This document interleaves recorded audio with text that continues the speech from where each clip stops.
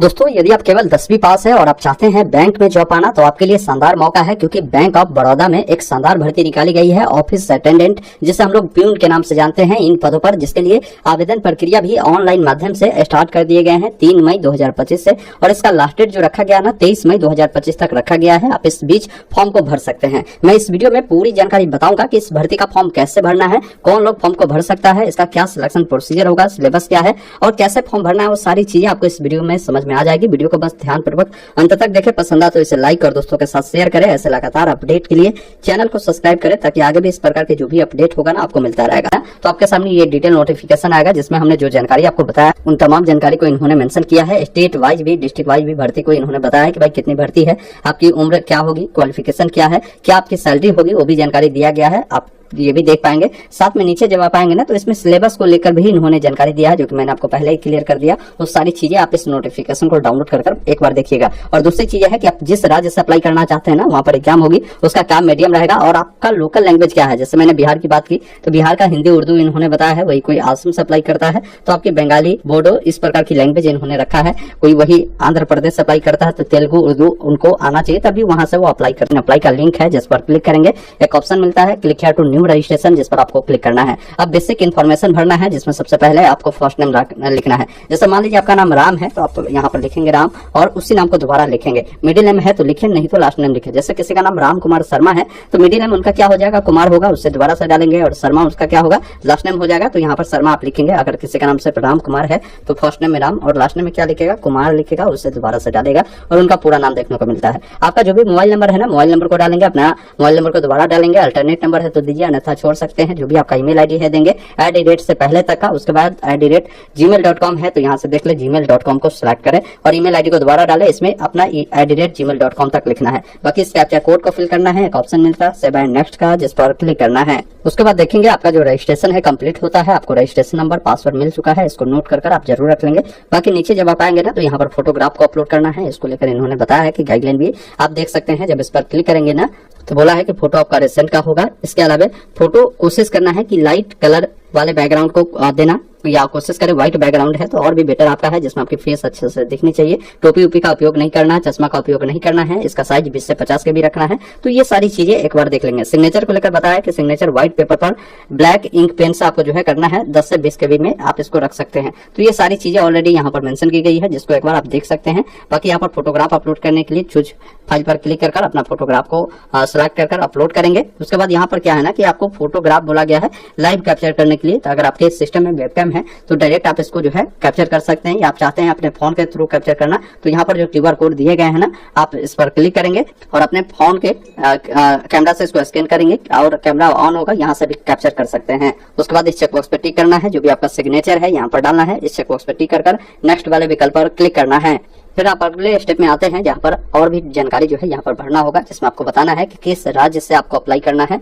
आप पहले वैकेंसी को देख ले कि किस राज्य में वैकेंसी है और वहाँ का आप लोकल लैंग्वेज जानते हैं या नहीं। जैसे बिहार में देखिए 23 भर्ती है, लेकिन ये भी देखना है कि भाई आपके कैटेगरी में भर्ती है या नहीं। जैसे ST में कोई भर्ती है ही नहीं, तो अगर आप ST से अप्लाई करते हैं तो कोई बेनिफिट भी आपको नहीं मिलेगा। तो ये भी चीजें आपको देखना होगा। बहुत सारे राज्यों में कोई भर्ती भी नहीं है तो वहां से भी अप्लाई आपको नहीं करना है। और जहां से भी अप्लाई करते हैं तो एक बार वहां का जो लैंग्वेज है ना, जो आप जानते हो, वो भी आपको ध्यान रखना है। जैसे यहाँ पर इन्होंने बता रखा है, जैसे मैंने अभी बात किया कि कोई छत्तीसगढ़ से अप्लाई करता है तो यहाँ हिंदी आपको जानना जरूरी है। तो जरूरी नहीं है, जैसे अगर आप बिहार से हैं, बिहार में मान लीजिए भर्ती है नहीं, लेकिन अगर आप हिंदी जानते हैं तो आप अदर स्टेट दिल्ली से भी अप्लाई कर सकते हैं, आपकी जॉब यही होगी। ये ध्यान रखिएगा, बस लोकल लैंग्वेज आप जानना होना जरूरी है। तो ये विशेष तौर पर आपको ध्यान रखना है। अब इसमें आपको पूछेगा, जैसे मैंने बिहार चुना तो पूछता है कि हिंदी या उर्दू जानते हैं, वो बताएंगे। आप कैटेगरी बताएंगे कि किस कैटेगरी से बिलोंग करते हैं, आप उसको सिलेक्ट करेंगे।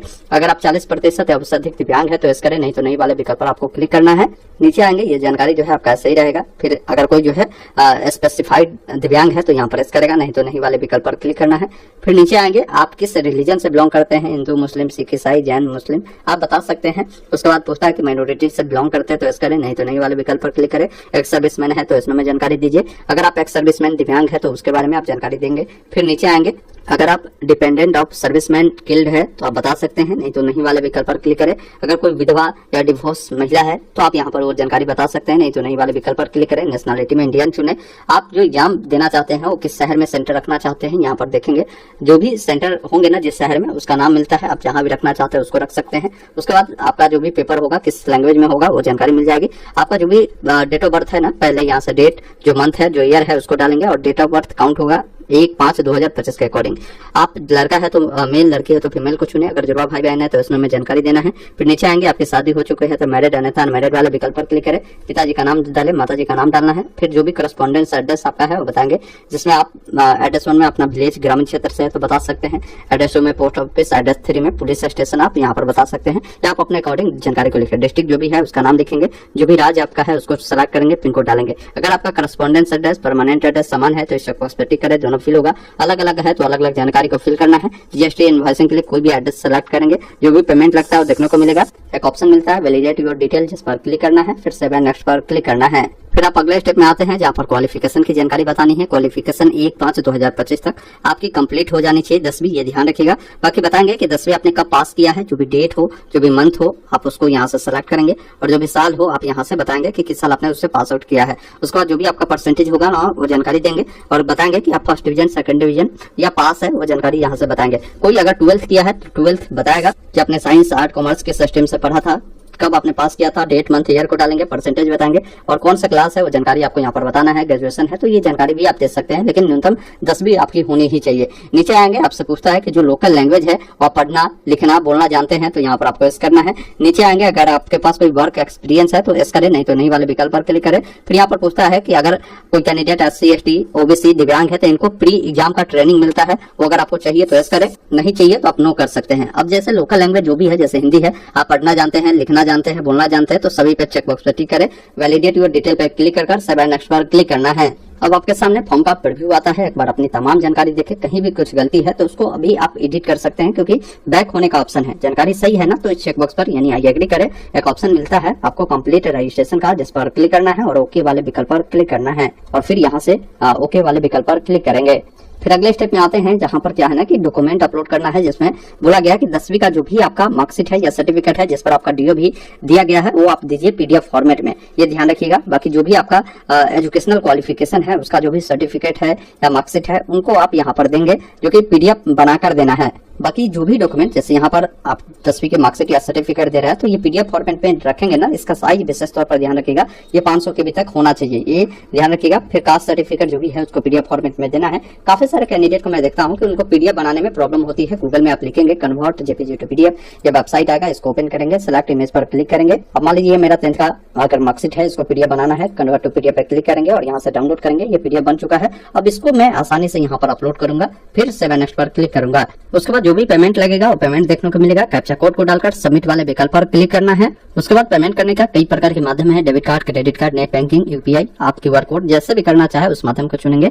जैसे मैंने कार्ड चुना तो card number, expiry, month, year, CVV card किनके नाम से वो डालकर मेक पेमेंट पर क्लिक करेंगे और पेमेंट प्रक्रिया पूरा होने के बाद इसका जो भी प्रिंट आउट है ना उसको निकाल कर रख लेना है।